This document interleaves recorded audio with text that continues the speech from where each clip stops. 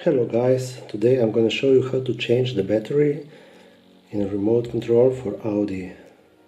This is from Audi A4 2017. Okay, you need to squeeze here and put out the key and then squeeze it again and you open up like this.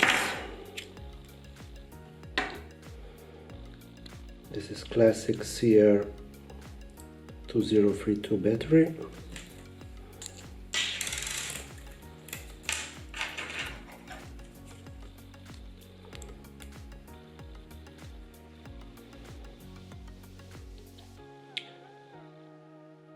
And now you put it back in till the end.